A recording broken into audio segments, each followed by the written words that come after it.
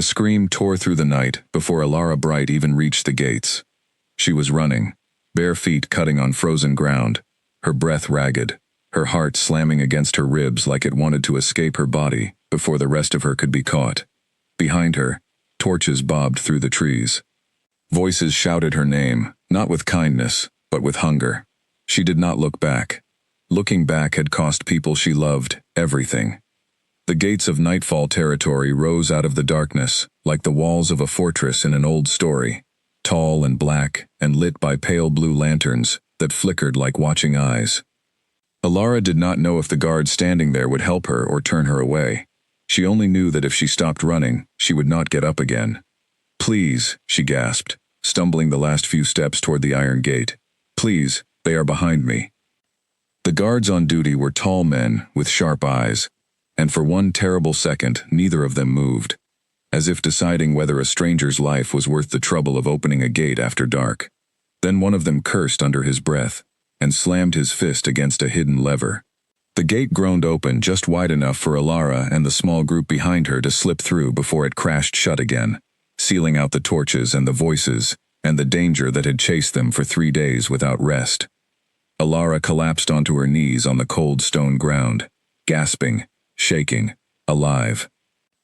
Around her, the small group of refugees she had traveled with, an old woman named Greta, a boy no older than 10 called Finn, and a handful of others who had lost everything to the same enemy, gathered close, breathing hard, some crying quietly with relief. They had heard that the Nightfall Pack sometimes granted sanctuary to those fleeing violence from rival territories. They had gambled everything on a rumor. Tonight, the rumor had saved their lives. But safety within the gates was not the same as welcome. The guards eyed them warily, weapons still raised, unwilling to lower their guard completely. One of them barked an order down the line, and within minutes, more guards appeared, along with a stern-faced woman who introduced herself only as the keeper of the gate. She looked at each of them in turn, assessing, judging, deciding whether they were worth the risk of shelter.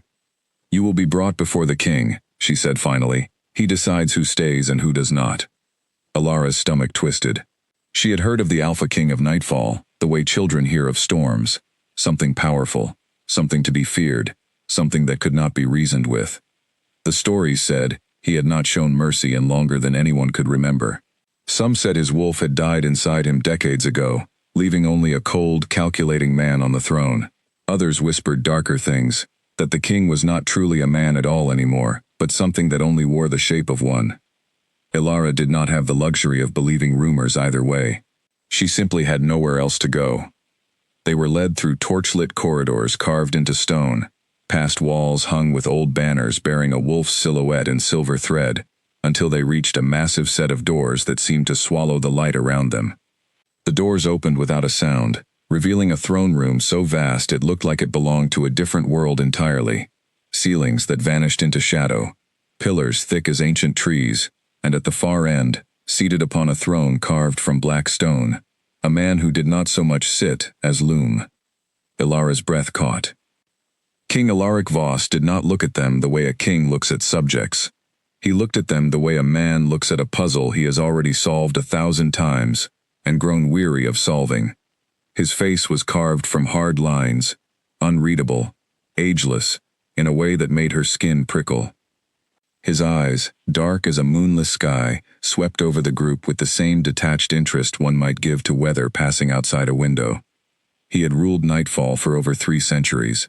That fact alone should have been impossible to comprehend, and yet standing before him, Ilara found she believed every word of it. There was something ancient in the stillness of him, something that had witnessed too much to be moved easily by anything new. The keeper of the gate stepped forward and explained, in short clipped sentences, who they were and where they had come from. Refugees fleeing a rogue pack that had grown violent and reckless in a neighboring territory. The king listened without interrupting, his expression giving nothing away, his fingers steepled beneath his chin as he studied each face in turn. Ilara kept her eyes on the floor. She had learned, a long time ago, that drawing attention rarely ended well for her. She pulled the sleeves of her worn coat down instinctively, an old habit meant to hide the scars that marked her arms, pale ridges of old wounds that told a story she never spoke of out loud. It did not matter how many years passed. The habit remained. stitched into her, the same way the scars were stitched into her skin. "You may stay," the king said at last, his voice low and even, carrying easily through the massive room without him needing to raise it at all. "Nightfall does not turn away those who are hunted. You will be given shelter, work, and protection, so long as you abide by our laws." A ripple of relief passed through the group. Greta wept openly. Finn grabbed Alara's hand and squeezed it so tightly it almost hurt. For the first time in 3 days, Alara let herself believe they might actually be safe. That was when she made the mistake of looking up. The king's eyes had already found her. It was only a moment, barely the length of a breath, but something about the way he looked at her felt different from how he had looked at anyone else in the group. It wasn't pity, and it wasn't suspicion, though she braced for both. It was something closer to recognition, as if some part of him had been waiting, without knowing it, for exactly this moment. His gaze moved, almost involuntarily, to the sliver of scar visible above her wrist, where her sleeve had slipped during her collapse at the gate. Alara yanked her sleeve down and looked away quickly, her face heating with a mixture of shame and confusion. She was used to people looking at her with disgust or discomfort when they noticed the marks on her skin. She was not used to whatever that look had been. The king's jaw tightened almost imperceptibly. Then, just as quickly as it had appeared, his expression smoothed back into unreadable stillness, and he turned to address the keeper of the gate, as though nothing at all had happened. "See that they are fed and given quarters," he said. "The healer's house has room. Assign the able-bodied to work as needed." The keeper bowed and began ushering the group away, murmuring instructions about where they would sleep and what would be expected of them. Alara moved with the others, grateful for the excuse to put distance between herself and that throne, between herself and those eyes that had seen straight through the sleeve she'd tried to hide behind. She did not look back as they left the throne room. She told herself it did not matter what the king had seen, or thought, or felt in that brief, unguarded moment. Kings did not concern themselves with scarred refugee women. Whatever had passed across his face had likely been nothing more than a trick of torchlight, a flicker of nothing, already forgotten. She was wrong, though she would not learn how wrong for some time yet. Because on his throne, long after the group had gone, and the massive doors had closed once more, King Alaric Voss remained utterly still, staring at the space where the scarred young woman had stood only moments before. His hands, resting on the arms of his throne, had curled slowly into fists, not from anger, but from something he had not felt in so long he almost did not recognize it. For 318 years, the wolf inside him had not stirred, not once. Not during battles that should have called it forward in fury, not during losses that should have summoned it in grief. It had gone silent the night everything he loved had been taken from him, and it had remained silent ever since, a locked door in the deepest part of him that he had long stopped trying to open. But now, in the quiet after the throne room emptied, he felt something shift behind that door. Small, faint, barely more than a whisper of movement in the dark. It was the first sound his wolf had made in over 3 centuries. Alaric sat alone in the vast, echoing silence of his throne room for a long time afterward, his mind circling back again and again to the image of pale scars disappearing beneath a worn sleeve, and the way the young woman's eyes had refused to meet his, as though she expected cruelty from him the way she likely expected it from everyone. He did not understand what had happened. He had looked at thousands of faces over the centuries, refugees, warriors, nobles, enemies, and none of them had ever caused so much as a flicker from the creature that lived beneath his skin. He told himself it meant nothing. Coincidence. Exhaustion. The trick of a long day and an old, tired mind searching for meaning where there was none. And yet, when he finally rose from his throne and made his way toward his private chambers, his footsteps carried him, without any conscious decision to do so, past the corridor that led toward the healer's house, where the newly arrived refugees had been given quarters for the night. He told himself he was simply making his usual rounds, checking that his territory remained secure, that nothing had been overlooked. He told himself a great many things that night, and believed almost none of them. Through a narrow window, he caught a glimpse of the healer's house, glowing faintly with lantern light, shapes moving inside, as the exhausted refugees settled in for their first safe night in days. He could not see her from where he stood.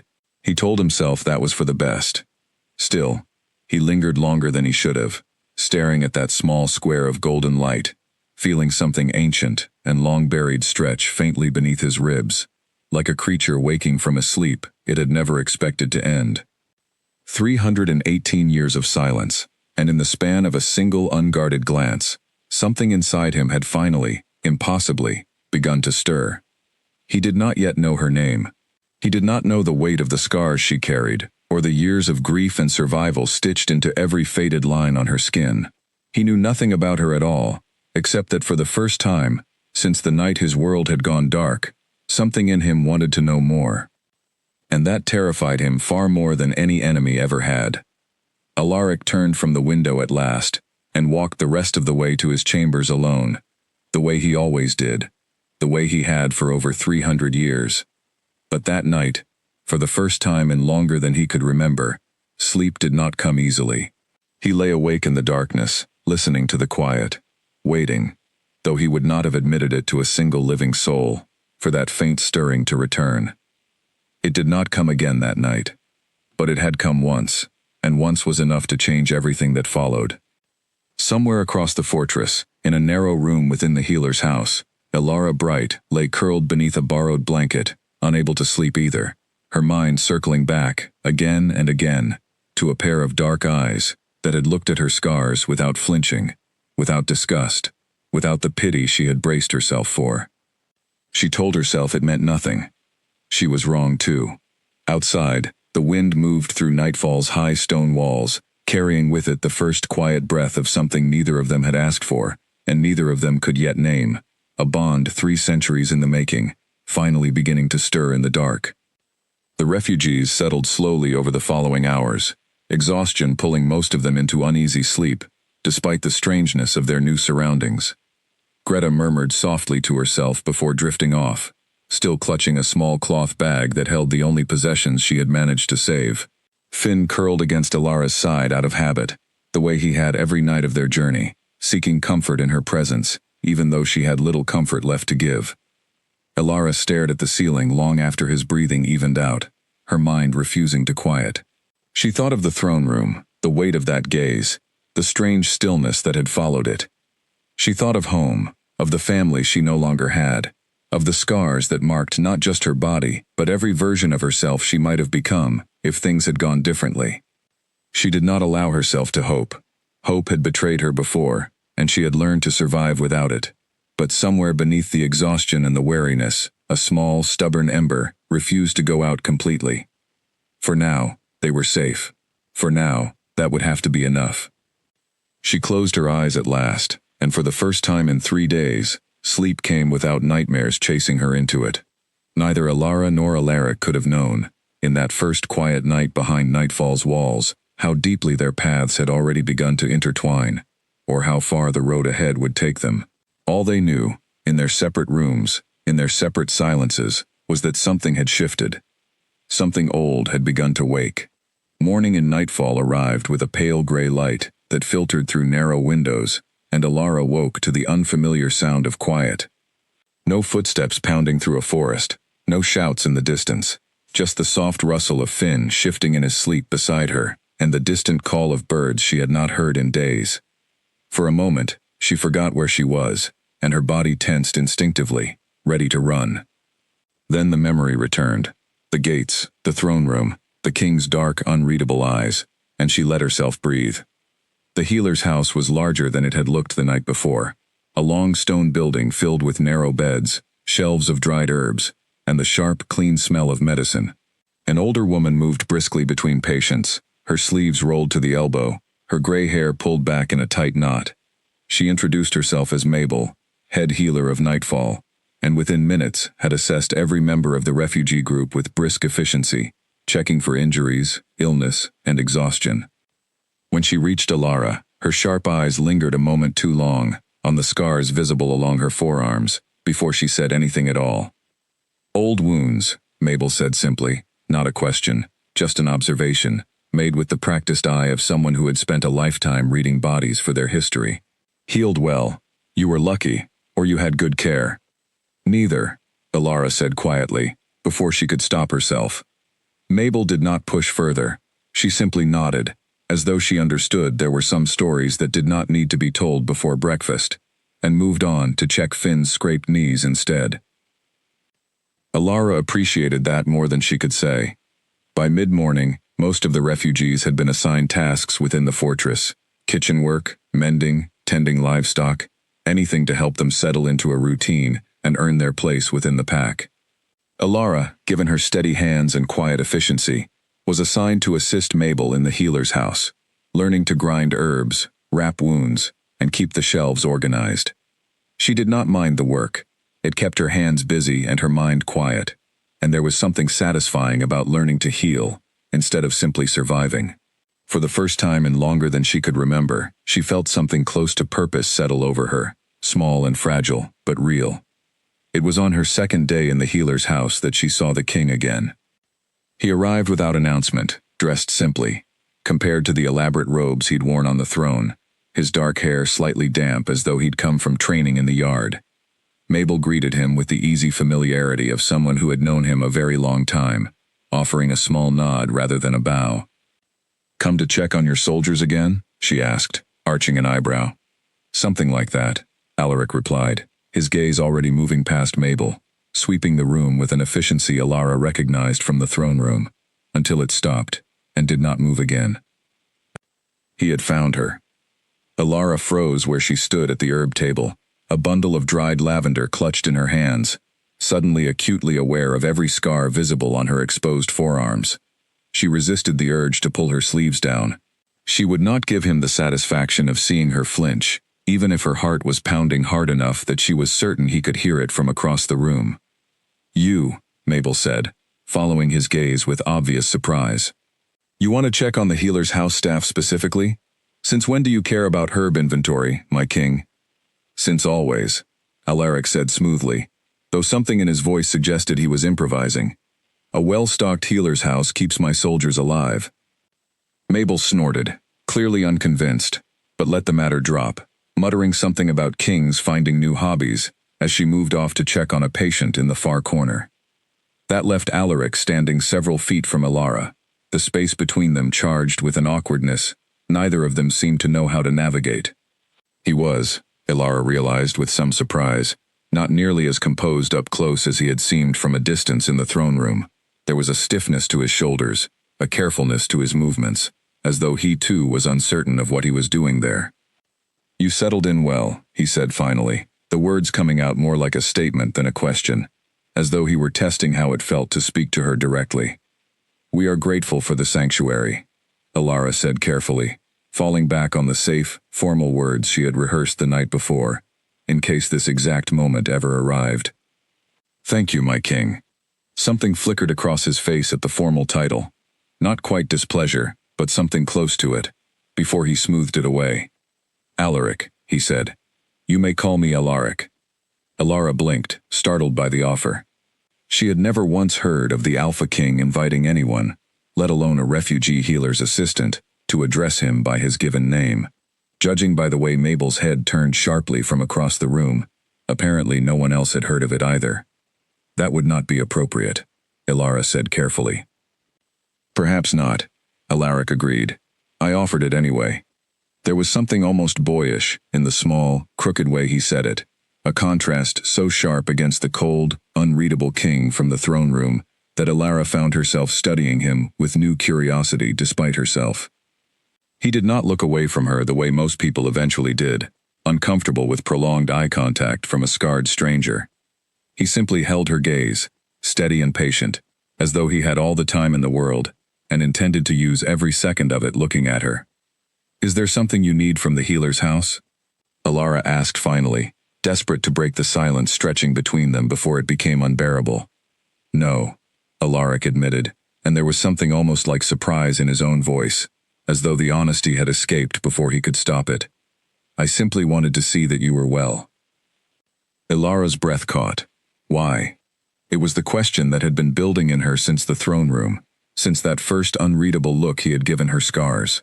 She expected him to deflect, the way powerful men so often did when confronted directly. Instead, Alaric was quiet for a long moment, his dark eyes searching her face, as though he too were trying to understand the answer. I do not know, he said finally, and the honesty in his voice was somehow more unsettling than any lie could have been. I have not felt the need to check on anyone in a very long time. Before Alara could find a response to that, a commotion at the far end of the healer's house drew both their attention. A soldier had been brought in with a badly cut hand from training, and Mabel was calling for assistance. Alara seized the excuse gratefully, murmuring something about being needed, and hurried away before Alaric could say anything more. But she felt his eyes on her the entire way across the room, and long after he had finally taken his leave. That evening, after her shift ended and the healer's house grew quiet, Alara sat alone near the small window in her narrow room, watching the last light fade over Nightfall's high stone walls. Finn had gone to sleep early, worn out from a day spent helping in the kitchens, and for the first time since arriving, Alara had a few moments entirely to herself. She thought about Alaric's strange, careful honesty. I have not felt the need to check on anyone in a very long time. The words had unsettled something in her that she did not fully understand. A small crack in the wall she had built so carefully around herself over the years. She had learned, long ago, not to trust kindness from powerful men. Kindness could be a mask for something else entirely, and she had paid too high a price once already for believing otherwise. And yet there had been nothing calculated in the way Alaric had looked at her, nothing practiced or performed, just quiet, unguarded curiosity, as though he were as confused by his own behavior as she was. She pulled her sleeve down over the scars on her wrist, an old habit that no longer felt quite as automatic as it once had, and told herself, firmly, that it did not matter. He was a king. She was a scarred refugee, with nothing to offer beyond steady hands and a quiet nature. Whatever strange interest he seemed to have taken in her would fade soon enough, the way most things eventually did. She did not yet understand that some bonds were not choices at all, but forces older and stronger than either of them. Forces that had already begun to pull them together with a patience neither of them could outrun. Across the fortress, in his private study, Alaric sat before a cold fireplace, a book open and unread in his lap, his mind circling back again and again to the healer's house, to a pair of wary eyes that had refused to trust him, and to the strange, persistent warmth that had settled beneath his ribs since the moment he'd first seen her scars. He told himself, as he had the night before, that it meant nothing, that it would pass, that 3 centuries of silence could not possibly be broken by a single scarred stranger with careful hands and guarded eyes. But even as he thought it, some deep and ancient part of him, quiet, waiting, patient, stirred once more, refusing to be silenced quite so easily this time. The wolf, it seemed, had finally found something worth waking for.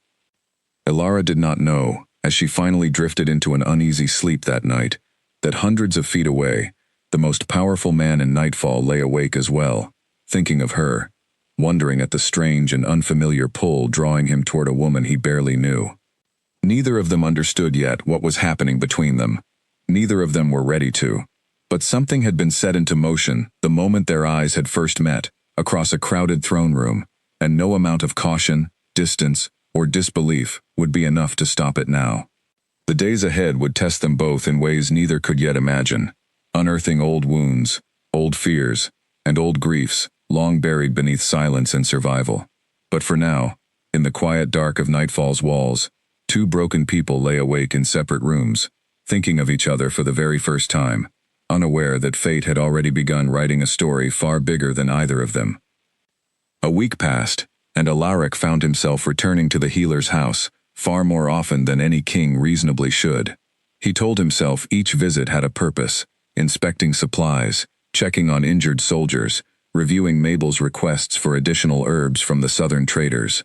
Mabel, for her part, stopped pretending to believe any of his excuses after the 4th visit in 5 days, simply raising an eyebrow whenever he appeared, and letting him find his own way to whatever, or whoever, had actually drawn him there. Alara noticed his visits too, though she tried hard not to. She kept herself busy whenever he arrived, finding tasks that required her full attention, grinding herbs with more force than necessary, reorganizing shelves that did not need reorganizing. It was not that she disliked his presence. It was that she did not trust the way her chest tightened whenever he walked into the room, the way her eyes seemed to find him without permission, the way some small, foolish part of her had begun looking forward to his visits, despite every instinct telling her not to. She had built careful walls around herself for years, brick by brick, out of necessity rather than choice. Trusting people, especially powerful people, had cost her more than she was willing to lose again. And yet Alaric did not push, did not demand, did not treat her differently than he treated anyone else in the healer's house. Except for the way his eyes lingered a moment too long, the way his voice softened, almost imperceptibly whenever he spoke to her. It was during one of these visits, on a quiet afternoon, when most of the healer's house had emptied out for the midday meal, that Alaric finally asked the question that had clearly been sitting behind his teeth for days. "Your scars," he said carefully, watching her reaction with the same patient attentiveness he seemed to bring to everything. "You do not have to tell me, but I would like to understand, if you are willing to share." Alara's hands stilled over the bundle of herbs she had been sorting. She had been asked this question before, by healers and soldiers and curious strangers, and she had always deflected, always found a way to change the subject before anyone could press further. She opened her mouth now, fully intending to do the same thing. Instead, to her own surprise, she found herself answering honestly. "There was an attack," she said quietly, not looking up from the herbs in her hands. "On my village, when I was younger. A rogue pack, the same one that chased us here. They came at night, and they did not care who they hurt. My parents were killed, my younger brother too. I survived because I hid, and because I was fast, and because whatever mercy exists in the world happened to fall on me that night instead of someone else." Her voice remained steady, though her hands trembled slightly as she spoke. She had told this story exactly twice before in her life, and both times had cost her something to say out loud. This time felt different, though she could not have explained why, except that Alaric was listening with a stillness that felt less like curiosity and more like reverence, as though he understood the weight of what she was sharing and refused to treat it carelessly. "The scars came later," she continued, "from fighting my way out when they found me anyway. I do not remember all of it clearly. I remember running and pain and darkness, and then waking up alone in the woods 3 days later, alive for reasons I still do not fully understand." Alaric was quiet for a long moment after she finished, his jaw tight, his dark eyes carrying something that looked almost like grief on her behalf. "I am sorry," he said finally, the words simple but carrying a weight that surprised her. "Not the kind of sorry people say out of habit. I am sorry that happened to you, and I am sorry you have carried it alone." "I was not entirely alone," Alara said softly. "I found others eventually. Greta, Finn, we survived together, after that." "Still," Alaric said, "you should not have had to survive it at all." There was something in the quiet fierceness of his voice that made Alara look up at him properly for the first time since she had started speaking. His expression was unguarded in a way she had not seen from him before, none of the careful neutrality he wore like armor in front of others. For a moment, she saw something raw beneath the composed exterior of the Alpha King. Old grief, old anger, buried deep but not gone. "What about you?" she asked, before she could stop herself. "The pack whispers that you have not shown your wolf in longer than anyone can remember, that something happened to silence it. Is that true?" Alaric's expression shuddered slightly, and for a moment, Alara thought he would deflect the way she so often did herself. But then he exhaled slowly, and when he spoke, his voice carried the same careful honesty she had offered him moments before. 318 years ago, he said, I lost someone I trusted completely, someone I believed would stand beside me for the rest of my life. She chose betrayal instead, and the consequences of that betrayal cost me almost everything I cared about. My closest advisors, half my territory, and any illusion I still carried that trust was safe to give freely. My wolf went silent that night, and it has remained silent ever since. I stopped expecting it to return. Until now? Ilara asked quietly, though she was not entirely sure why she asked it, or what answer she was hoping to hear.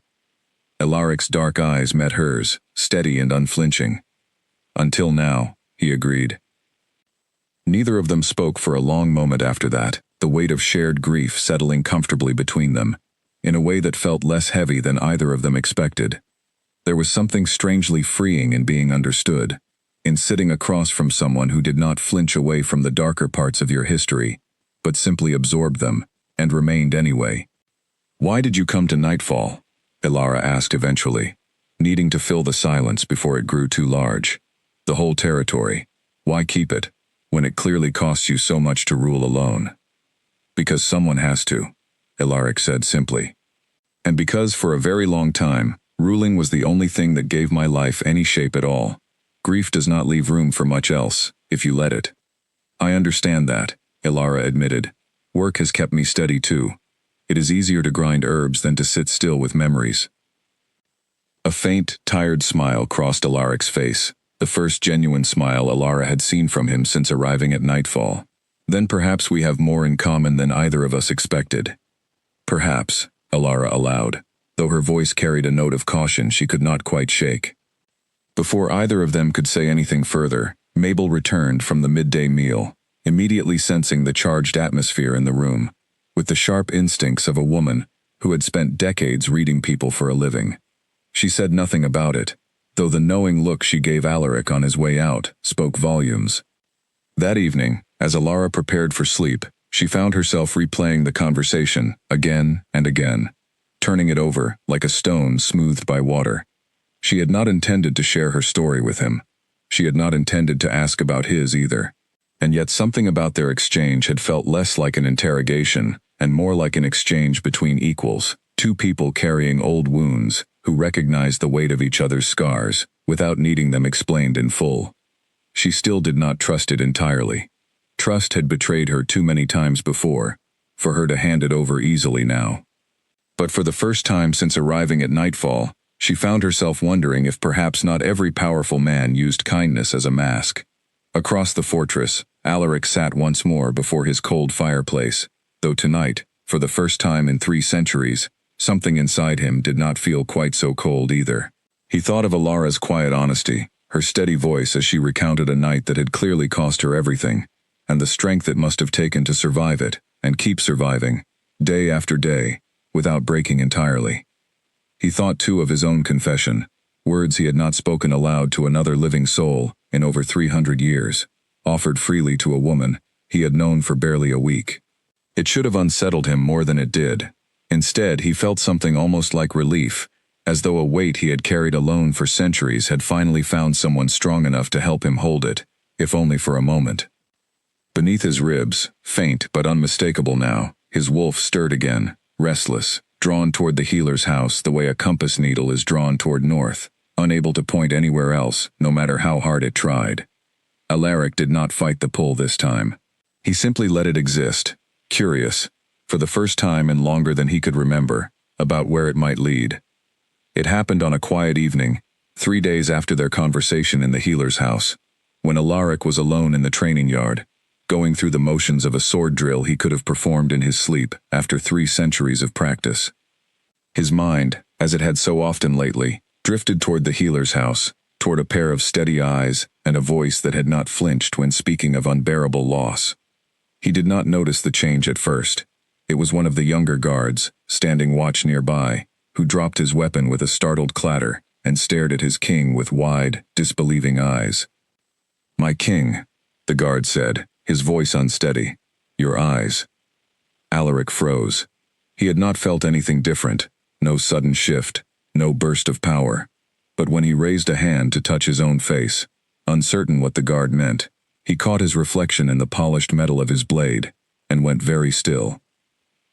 His eyes, normally a deep and unremarkable brown, had shifted to a rich, molten gold, the unmistakable sign of a wolf stirring close to the surface, fighting to be seen.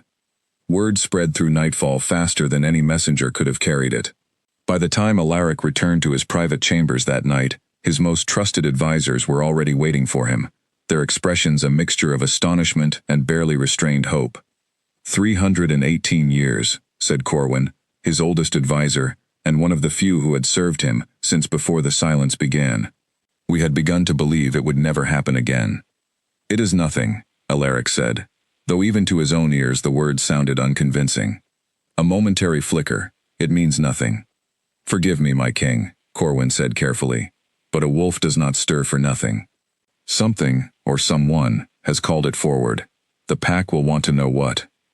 Alaric said nothing, though his mind immediately, unwillingly, conjured an image of Alara's face, her scarred hands steady as she ground herbs, her voice quiet and unwavering as she spoke of survival. He was not ready to say her name aloud, not yet, not when he barely understood what was happening within himself, let alone how to explain it to anyone else. But whispers, once started, were nearly impossible to stop. Within days, the entire fortress buzzed with speculation. The king's wolf had stirred for the first time in over 3 centuries, and everyone, from the lowest kitchen staff to his most senior commanders, wanted to know why. Theories multiplied. Some believed a great battle was coming, and his wolf had sensed danger. Others whispered something far more significant, a word that had not been spoken seriously within Nightfall's walls in longer than most of its residents had been alive. Mate. The word reached Alara through Mabel, who mentioned it almost offhandedly one afternoon, while sorting through a delivery of fresh bandages, watching Alara's reaction carefully from the corner of her eye. "They are saying the king has found his mate," Mabel said. "First time his wolf has stirred since before I was born. Whole fortress is talking about it." Alara's hands stilled over the bandages, her stomach twisting with something she could not quite name. "That is not possible," she said, though her voice sounded less certain than she intended. "Why not?" Mabel asked, her tone deceptively casual. "Because I am no one," Alara said, more sharply than she meant to. "A refugee healer's assistant, with scars up both arms, and nothing to offer a king beyond steady hands. Whatever is happening with him, it has nothing to do with me." Mabel gave her a long, searching look, but said nothing more, returning to her work with the quiet patience of a woman who understood there was no point arguing with someone determined to disbelieve their own worth. But the seed had been planted, and Alara could not stop it from taking root, spreading through her thoughts with an insistence she resented. She thought of the way Alaric's eyes had lingered on her scars that first night in the throne room, the way he had sought her out in the healer's house, again and again, despite having no real reason to. The strange, quiet honesty he had offered her, unprompted, unlike anything a king should share so freely with a stranger. She told herself it meant nothing. She had spent years believing herself unlovable, broken beyond repair by scars that marked not just her skin, but everything she had lost the night her family died. The idea that fate, or whatever force decided such things, would choose her, scarred, guarded, ordinary, to be the mate of the most powerful man in the territory, felt less like destiny and more like a cruel joke designed to hurt her further when it inevitably fell apart. So she did what she had always done when faced with something too painful to examine closely. She buried herself in work. Over the following days, Alara threw herself into every task Mabel gave her, with a fervor that left little room for thought. She organized the herb stores twice, though they did not need it. She volunteered for extra shifts, staying late into the evening long after the others had gone to rest. She avoided the healer's house entrance whenever she suspected the king might visit, finding excuses to be elsewhere, tasks that required her attention in the storage rooms or the kitchens instead. Alaric noticed, of course. He was not a fool, and 3 centuries of reading people had made him particularly skilled at recognizing avoidance when he saw it. He did not push, though it cost him more restraint than he expected to simply let her keep her distance. He told himself it was for the best. Whatever was happening between them, whatever his wolf seemed so insistent upon, he had no right to force it on a woman who had already survived more than her share of unwanted intrusions into her life. But the distance did not ease the pull he felt. If anything, it seemed to grow stronger with each day she avoided him, an insistent, restless ache beneath his ribs that refused to settle no matter how he tried to reason with it. It was Mabel, in the end, who noticed the second sign no one had expected. She found Alara late one evening, sitting alone near the herb garden behind the healer's house, staring at her own hands with an expression of confusion Mabel had not seen from her before. "What is it?" Mabel asked, settling onto the bench beside her. "I do not know," Alara admitted. "For a moment, just now, I felt something. Warm, strange, like something inside me trying to wake up. I have never felt anything like it before." Mabel's expression grew serious, in a way that immediately put Alara on edge. "Alara," she said carefully, "has your own wolf ever stirred before? Even faintly?" Alara shook her head slowly. She had always known, in some distant part of herself, that she carried wolf blood, inherited from her mother's side. though it had never once shown itself in any real way, not even as a child. She had assumed, after the attack that killed her family, that whatever wolf lived inside her had simply been too damaged, too frightened, to ever surface. "You think that is what this is?" Elara asked, her voice barely above a whisper. "My wolf? Stirring?" "I think," Mabel said slowly, choosing her words with obvious care, "that two dormant wolves rarely wake at the same time, in the same place, for no reason at all."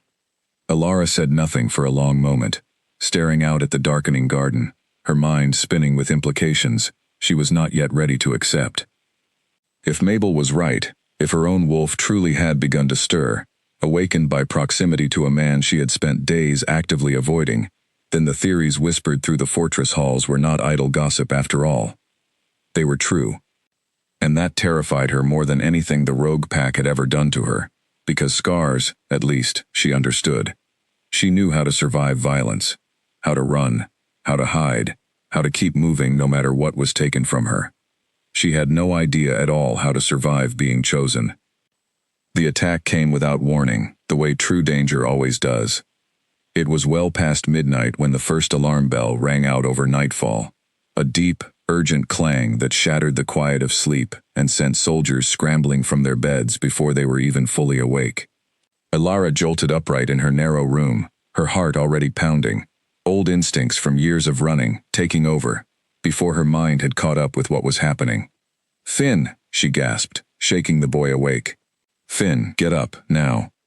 He woke instantly, years of survival having taught him the same sharp reflexes she carried, and together, they scrambled toward the door, just as Mabel burst into the healer's house, her face pale but composed. "Rogue fighters," Mabel said, already moving toward the medicine shelves, pulling down bandages and salves with practiced speed. They breached the outer wall. Soldiers are engaging them near the eastern gate, but some slipped through toward the healer's house. They know wounded gather here. I need every able hand ready. Elara's blood ran cold. The eastern gate, the same direction the rogue pack that had killed her family and chased her here, had always attacked from. She did not need anyone to confirm what she already suspected in her bones. They had found her. They had followed the trail of refugees all the way to nightfall, and they had come to finish what they started years ago. "Elara," Mabel said sharply, catching the look on her face. "Whatever you are thinking, push it aside. I need you focused.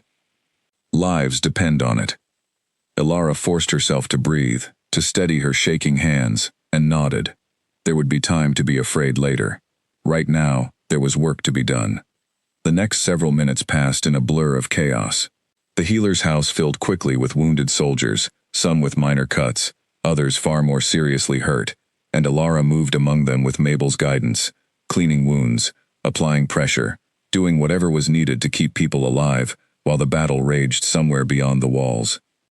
It was in the middle of tending to a soldier's injured shoulder that the door to the healer's house burst open, and 3 rogue fighters stormed inside, weapons drawn, eyes scanning the room with cold, deliberate purpose. Elara froze.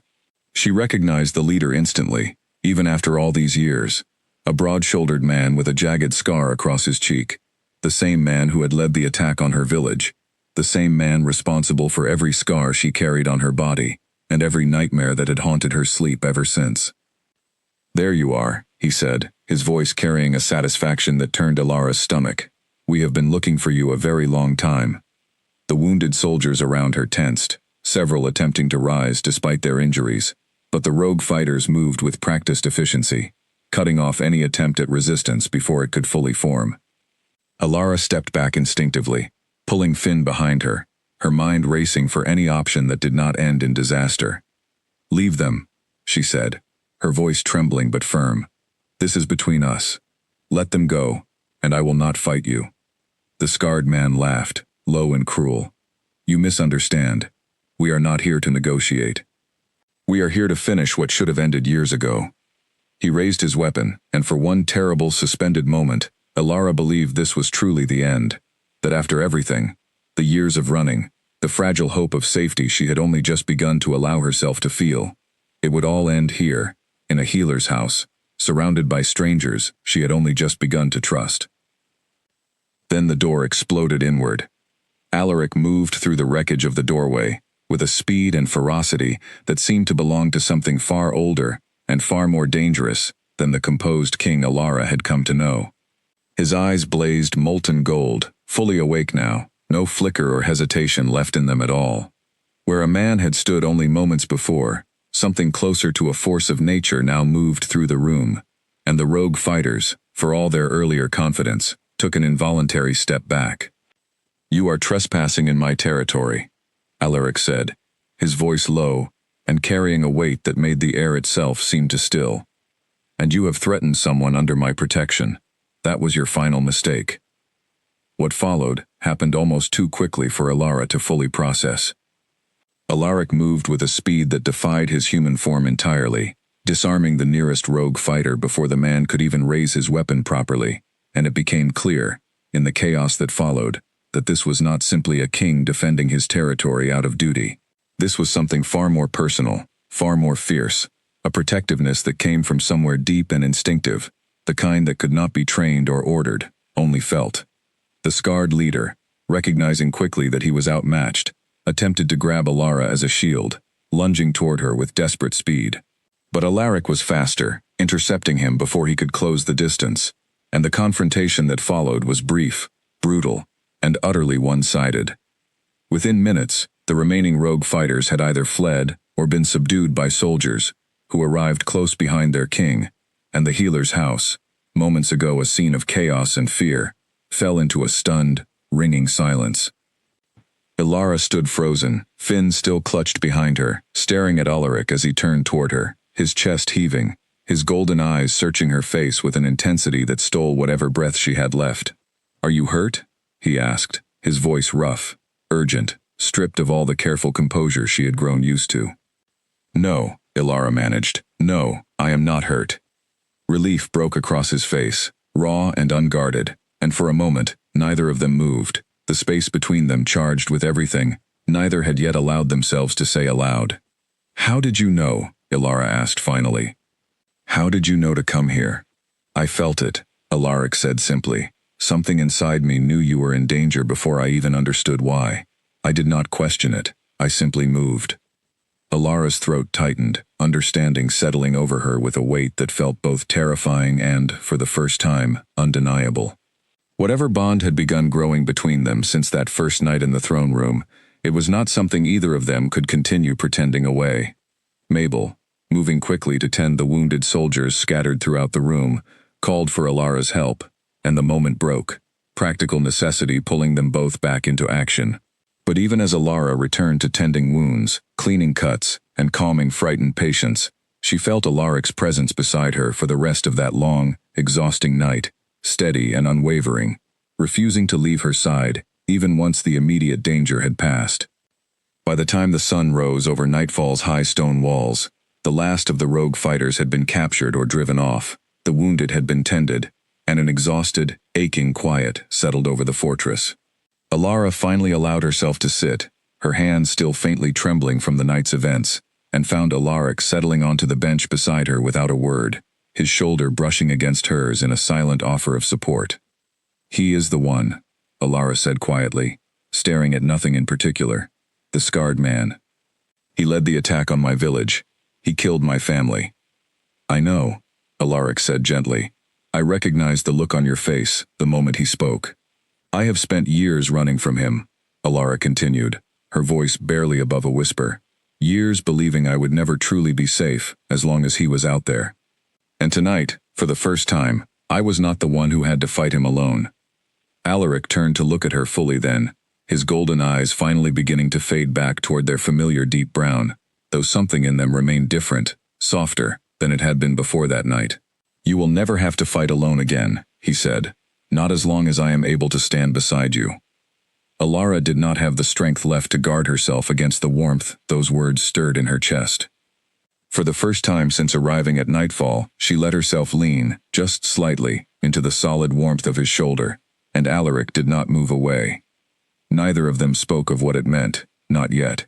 There would be time for that conversation soon enough. For now, it was enough simply to sit together in the exhausted quiet of survival, two broken people who had, against every likelihood, found something steady in each other, amid the wreckage of a night that could have ended so much worse. In the days that followed the attack, nightfall buzzed with a different kind of energy than before. The rogue fighters captured that night confirmed what everyone had already begun to suspect. They had been sent specifically to hunt down survivors of the earlier attack that killed Alara's family, determined to erase any witnesses who might one day identify their leader to other territories. Learning this, rather than frightening Alara further, seemed instead to settle something within her.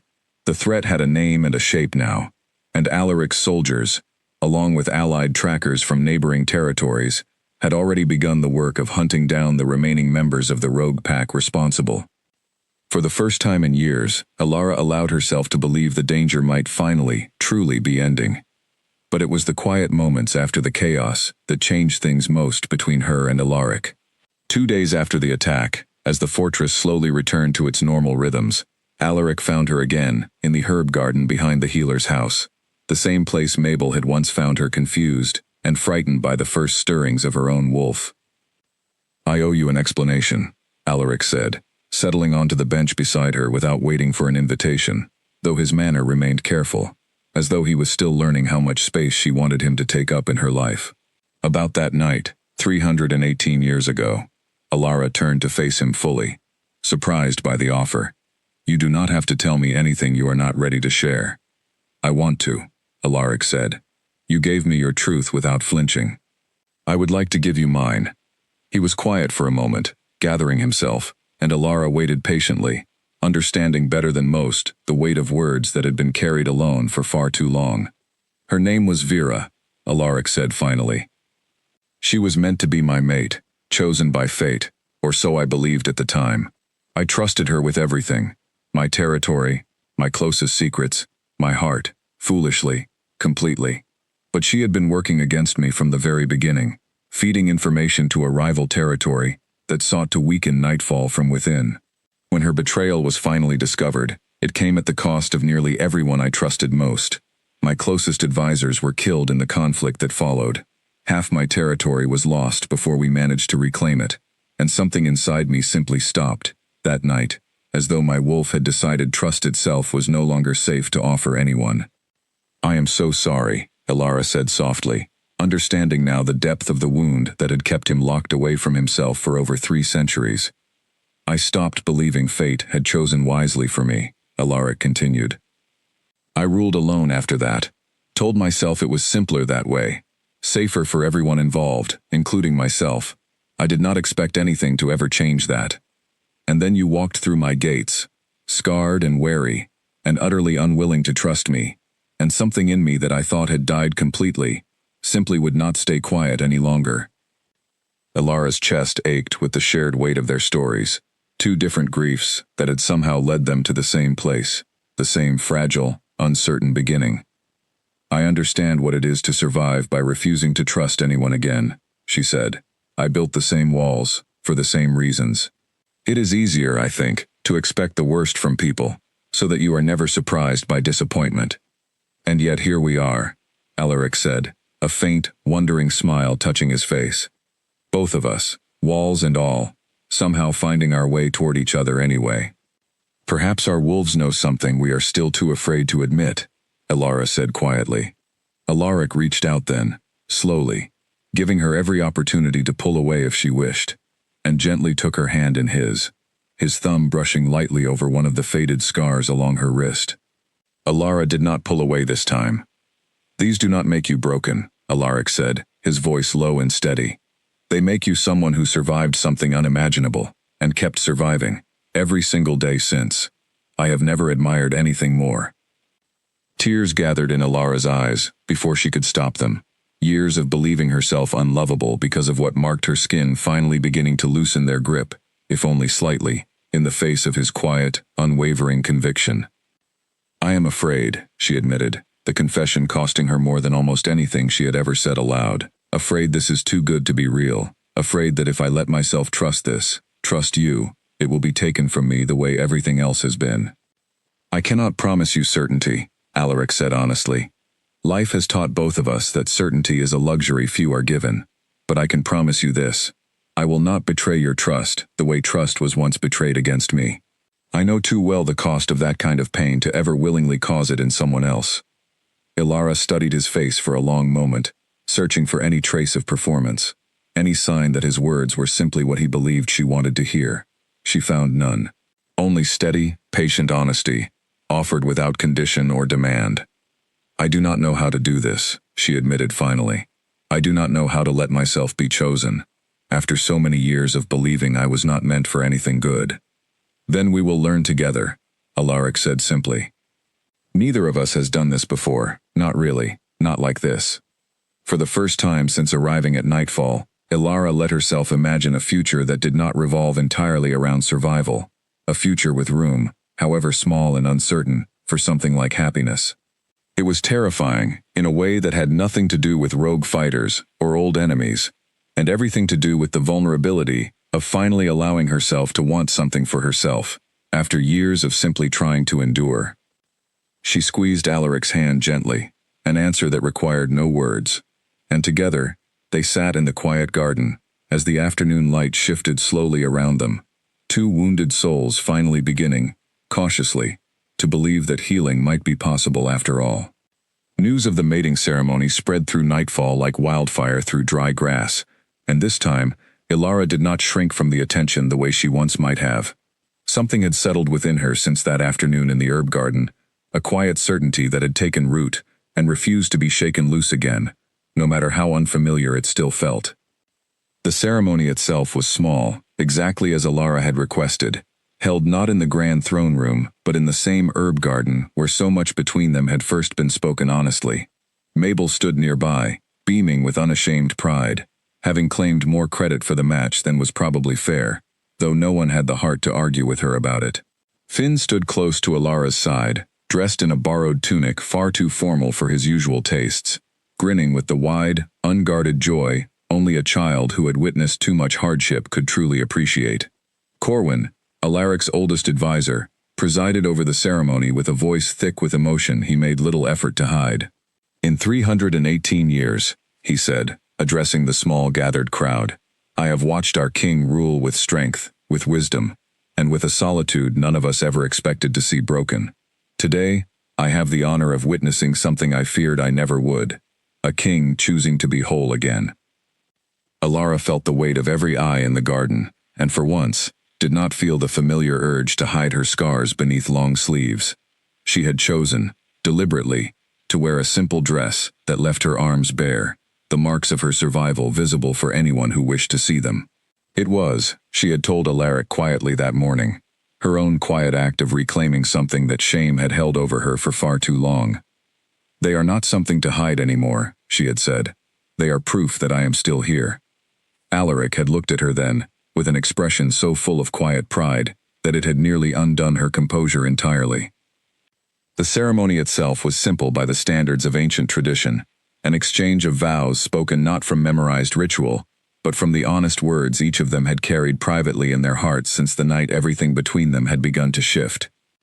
I promise, Alaric said, holding both of Ilara's hands in his own, his golden eyes steady and unwavering, to never mistake your strength for something that needs fixing, to stand beside you, not in front of you, in whatever battles life still brings, and to spend whatever years remain to me, making certain you never again believe yourself unworthy of being chosen. Ilara's voice trembled slightly as she offered her own vow in return, though her words carried no less conviction for it. I promise to trust you, even when trust feels like the hardest thing I have ever offered anyone, to let myself be seen, scars and all, without shrinking away, and to remind you, every day if I must, that your wolf's silence was never a weakness, only a wound, waiting for the right hand to help it heal. When their lips finally met, sealing the vows exchanged between them, a soft murmur of wonder rippled through the small gathered crowd, and somewhere deep beneath both their ribs, two wolves, long kept apart by grief and fear, finally, fully, recognized one another. It was not loud or dramatic, the moment their bond fully solidified.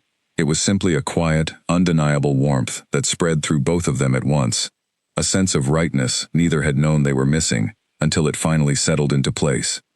The celebration that followed lasted well into the evening, far larger than the ceremony itself had been, as word spread through the entire fortress, and pack members from every corner of Nightfall gathered to celebrate an occasion 3 centuries in the making.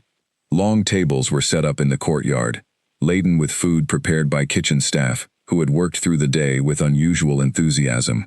Musicians Alara had not even known existed within the fortress played long into the night, and for the first time in longer than she could remember, Alara found herself laughing freely, dancing clumsily with Finn, who insisted on at least one dance despite having no idea what he was doing, and simply existing without the constant weight of fear pressing down on her shoulders.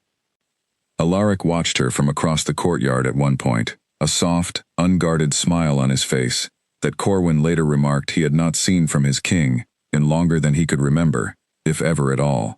When Alaric finally made his way back to her side, wrapping an arm gently around her waist, Alara leaned into him without hesitation, the last remnants of old walls finally, fully, coming down.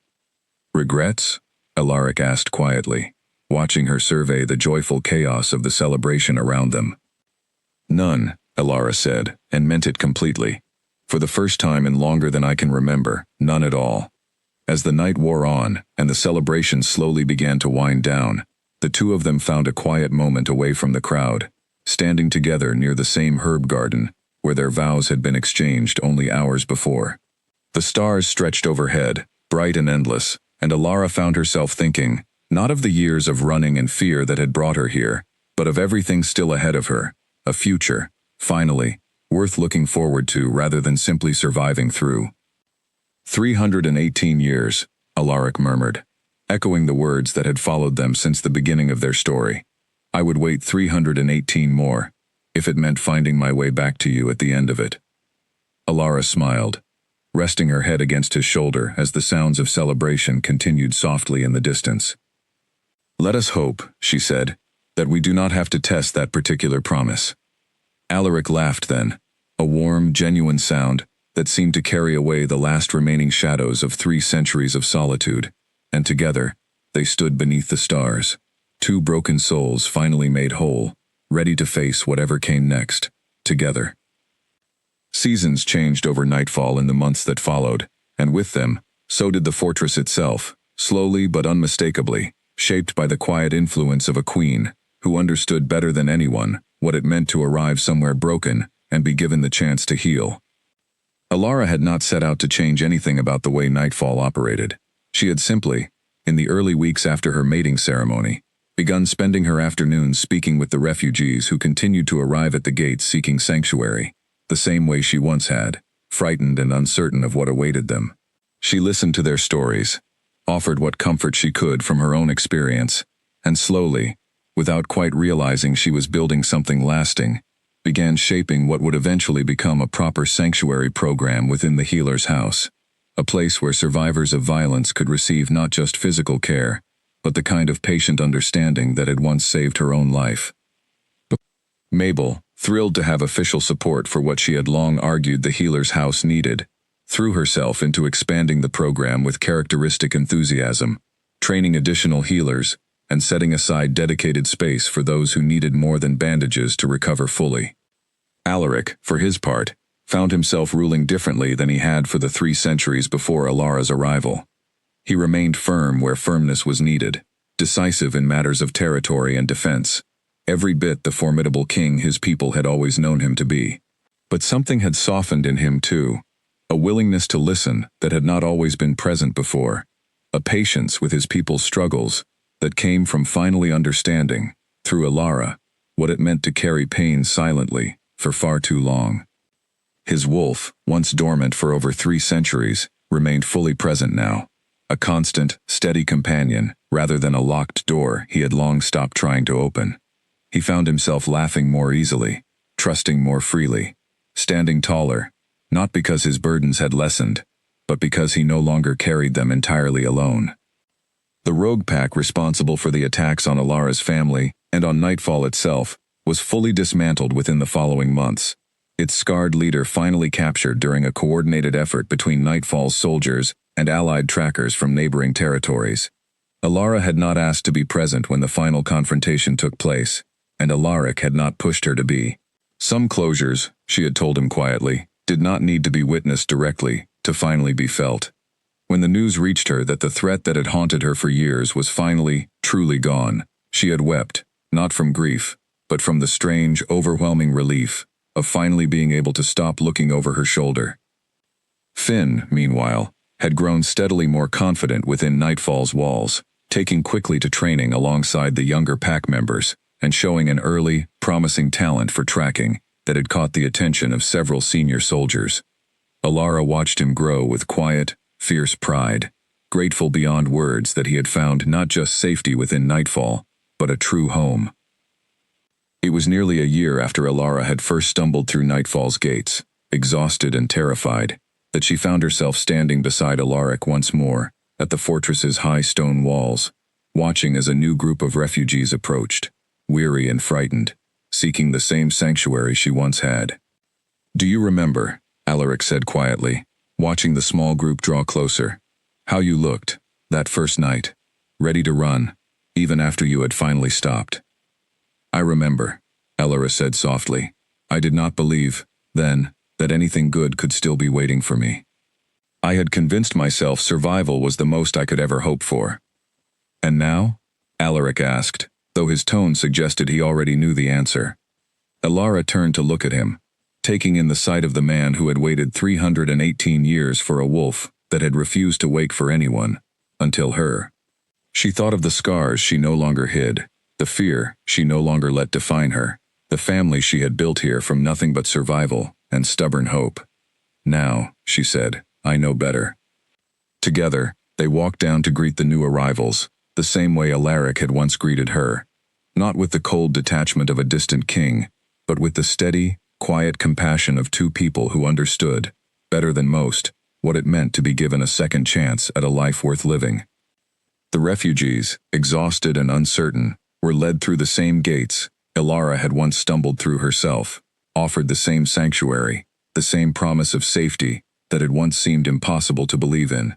Among them was a young woman, quiet and guarded, with old scars visible along her arms that she made no effort to hide, though her eyes carried the same wary expectation of judgment that Alara remembered all too well from her own arrival. Alara stepped forward before anyone else could, kneeling slightly to meet the young woman's eyes directly, her voice gentle but sure. "You are safe here," she said. "Whatever brought you to these gates, whatever you have survived to reach them, you do not have to hide any part of yourself within these walls." "Not anymore." The young woman's eyes filled with tears, the same disbelieving relief Alara remembered feeling herself, once upon a time, in a life that already felt impossibly far away.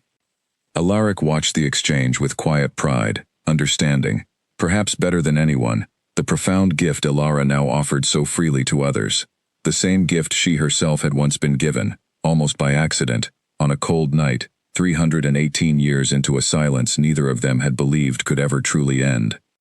As the sun set over Nightfall's high stone walls that evening, casting long golden light across the fortress that had once felt so foreboding, and now felt simply, completely, like home, Alara reached for Alaric's hand, and he took it without hesitation, the same way he had every day since the vows that bound them together. What was broken, she had learned, did not have to remain broken forever. Wounds, however old, however deep, could still find their way toward healing, given enough patience, enough courage, and enough willingness to be truly seen. And somewhere beneath the surface of two hearts that had once believed themselves beyond saving, two wolves, one silent for 318 years, the other silent for a lifetime of quiet survival, finally rested together in peace, fully awake, fully present, and entirely unwilling to ever let each other go again.